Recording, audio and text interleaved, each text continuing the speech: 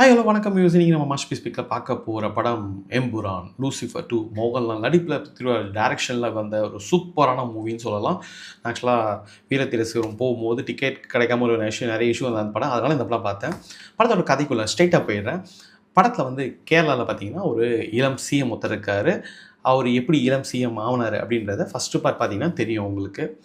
அவருக்கு வந்து நிறைய விஷயங்கள் பண்ணியிருக்கிறாரு கட்சிக்குள்ளே, காசுக்காக பண்ணியிருக்காரு ஆல்ரெடி. ஸோ அவரை பிரெயின் வாஷ் பண்ணி ஒரு மத்திய கட்சியை வந்து மத்தியில் இருக்க கட்சி வந்து அவர் வந்து இன்ஃப்ளூயன்ஸ் பண்ணி அவரோட கூட்டணியோட அவர் ஆல்ரெடி இருக்க கட்சியிலேருந்து பிரிஞ்சு ஒரு தனியாக ஆட்சி தனியாக ஒரு கட்சியை க்ரியேட் பண்ணி நீங்கள் சிஎம் ஆருங்க அப்படின்னு சொல்லிட்டு பிளான் பண்ணுறாங்க மத்தியில் இருக்கிறது.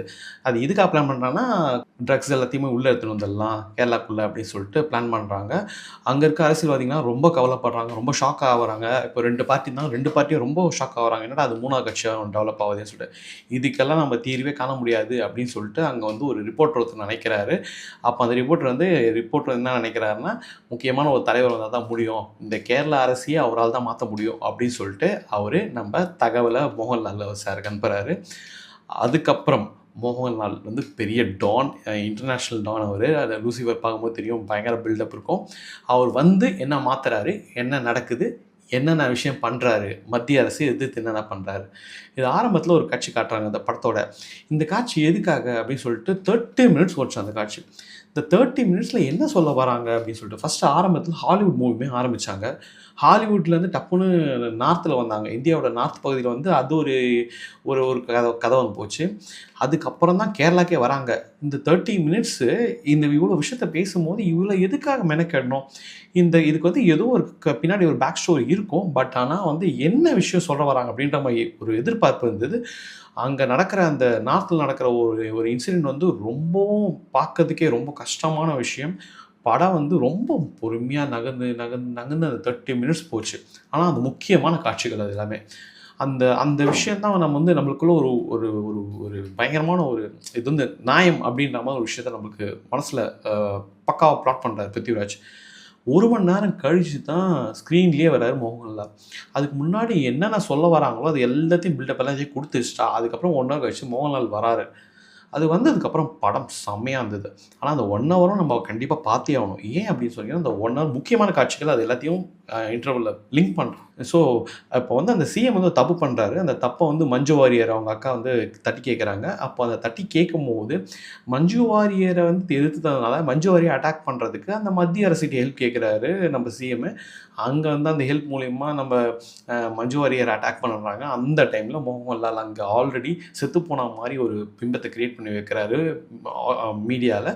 ஸோ அதுக்கப்புறம் மஞ்சு வாரியரை காப்பாற்றுறதுக்காக வந்து என்னென்ன பண்ணுறாரு அப்படின்றத சூப்பராக அந்த லிங்க் பண்ணாங்க. இப்படியாப்பட்ட ஒரு திரைக்கதையில் கேரளாவில் நடக்குது, திடீர்னு பார்த்தோன்னா ஏமனில் நடக்குது, அப்புறம் லண்டனில் நடக்குது, அதுக்கப்புறம் யூஎஸில் நடக்குது. என்னடா சொல்ல வரீங்க? எல்லா இடத்துலையுமே அது என்னது ஒரு செனகல், பாகிஸ்தான் அப்படியெல்லாம் காட்டுறாங்க. இந்த ஸ்க்ரீன் ப்ளே வந்து ஒரு நாள் சுற்றுலா போனால் எப்படி இருக்கும், அந்த மாதிரி இந்த படம் பார்க்கும்போது எனக்கு ஃபீல் ஆச்சு. 1 டேல எல்லா கண்ட்ரியும் காட்டினது அந்த காட்சிகள்லாம் சூப்பராக காமிச்சிருந்தாங்க. பிருத்திவிராஜ் அவங்க அண்ணனை வந்து ஃப்ளைட்டில் கூட்டும் போயிட்டு ஒரு இடத்துல மாஸ்கோடு உட்கார வச்சுருப்பாங்க.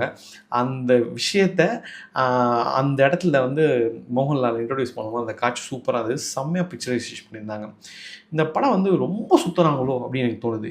ஏன்னா ஒரு புதுமையான படைப்பாக சொல்லணும் அப்படின்றதுக்காக பெரட்டி போட்டு ஒரு சாதாரண சொல்ல வேண்டிய விஷயத்த ரொம்ப ஸ்க்ரீன் ப்ளேயில் மாறுதல் பண்ணணுன்றதுக்காக 2 மணி நேரம் 55 நிமிஷம் நம்மளை உட்கார வச்சு ரொம்ப இழுத்துட்டாங்க. ஆனால் ஒரு இன்ப சுற்றுலா போன ஃபீல் எனக்கு கண்டிப்பாக வந்தது இந்த படம் பார்க்கும்போது. ₹120 ₹130 கொடுத்து படம் பார்க்கும்போது இந்த ஒரு 3 மணி நேரம் படம் எடுக்கலாம் அப்படின்னு சொல்லிட்டு கேமராமேன் கிடச்சா நம்ம என்ன வேணால் பண்ணலாம் அப்படின்னு சொல்லிட்டு பிருத்திவிராஜ் விளையாடி இருக்காரு. படம் எடுத்தவங்கள அவ்வளோ செலவு பண்ண வச்சுருக்காரு. லூசிஃபர் 1 வெளிவந்து 2019 நினைக்கிறேன். அப்போ ரிலீஸ் ஆகும்போது ஒரு பட்ஜெட் ஆச்சு அப்படின்னா, இந்த படத்துக்கு கொடுத்த ஹைப்புக்கு இந்த படத்தோட பட்ஜெட் வந்து பார்த்திங்கன்னா அது அப்படியே 2 மடங்கு ஆயிருக்கும். அந்த அளவுக்கான ஒரு படத்தோட ஸ்க்ரீன் ப்ளே பண்ணி அவ்வளோ பட்ஜெட் ஹெவியாக பிளான் பண்ணியிருக்காரு பிருத்திவிராஜ். இந்த படம் வந்து அசத்தலாக டெக்னிக்கலாக சூப்பராக பண்ணாங்க அப்படின்னு சொல்கிறதெல்லாம் வேறு விஷயம். ஒரு வில்லன் ஒரு கேரக்டர் இருந்தால் அதை ரொம்ப வில்லன் வந்து ரொம்ப ஸ்ட்ராங்காக இருக்கணும். எப்போவுமே ஒரு படத்தில் வில்லன் ரொம்ப ரொம்ப ஸ்ட்ராங்காக டாமினேட்டாக நீங்கள் காமிச்சிங்கன்னா அந்த படம் வந்து செம பெரிய சக்ஸஸ் ஆகும். இதில் வில்லனுக்கு ஃபஸ்ட் 30 மினிட்ஸில் செம மாசு செம பில்டப்பு. ஆனால் அவர் தான் வில்லனாக வருவா நம்ம கண்டுபிடிச்சோம். ஆனால் அந்த வில்லன்ற கேரக்டர் வந்து எப்படி காட்டணுமோ அப்படியெல்லாம் ஸ்டார்டிங்கில் காட்டினாங்க. லாஸ்ட்டில் செம சொதப்பல். இந்த தீரன் அதிகாரம் 1ல் ஒருத்தர் இருக்கார் பார்த்தீங்களா, அவரே தான். பிருத்திவிராஜ் கேரக்டர் வந்து செகண்ட் ஹாஃபில் வந்து கொண்டு வந்து சேர்க்குறாங்க. அது நம்பகத்தன்மை இல்லாத மாதிரி ஒரு ஒட்டாத மாதிரியே ஒரு விஷயம் இருக்குது. அதை ஃபஸ்ட்டு நார்த்தில் காமிச்ச கேரக்டர் வந்து நான் மோகன்லால் அப்படின்னு சொல்லிட்டு கணக்கு போட முடியல கண்டிப்பாக. இந்த மலையாள சினிமாவில் இந்த மாதிரி ஒரு விஷயம் எப்படி லிங்க் பண்ணும்போது ஒரு ப்ராக்டிக்கலாக ஒரு கேமராவும் ஒரு 4 நடிகரும் ஒரு 2 டெக்னீஷியன் கையில் கொடுத்தானா எப்படி வேணால் படம் எடுப்பேன், அதுவும் பட்ஜெட்டு செம்மையாக காசு கொடுத்தீங்கன்னா சூப்பராக எடுப்பேன் அப்படின்ற மாதிரி அடித்து தர சூப்பராக செம்மையாக செலவு பண்ணியிருக்காரு பிருத்திவிராஜ். இந்த படத்தில் மைனஸ்ன்னு சொல்லி பார்த்தீங்கன்னா மாசு சீனு மட்டும் நீங்கள் இந்த படத்தை கட் பண்ணிங்கன்னு வச்சுங்களேன், படம் முதல்ல 1.5 மணி நேரம் தான் வரும். மீதி 1.5 மணி நேரம் மாசு சீன் மட்டும் தான். மாசு சீன் என்னது, மோகன்லால் நடந்து போகிற காட்சி, பிருத்திவிராஜை ஸ்லோ மோஷனில் காட்டுற காட்சி, மோகன்லால் அடிக்கும் போது அந்த ஸ்லோ மோஷனில் அவங்க திரும்பி திரும்பி விழுறது, அந்த அங்கங்கே அந்த எல்லோட ரெஃபரன்ஸ், அந்த லூசிஃபர் எல்லோட ரெஃபரன்ஸ் அங்கங்கே வச்சு காட்டிடுறது, அதெல்லாம் ஓகே. ஆனால் கொஞ்சம் ஸ்பீடாக காட்டியிருக்கலாம்ல, எடிட்டிங்லேயே கொஞ்சம் ஸ்பீடாக பண்ணியிருக்கலாம்ல, அதுதான் இந்த படம் பார்க்கும்போது தோணுச்சு.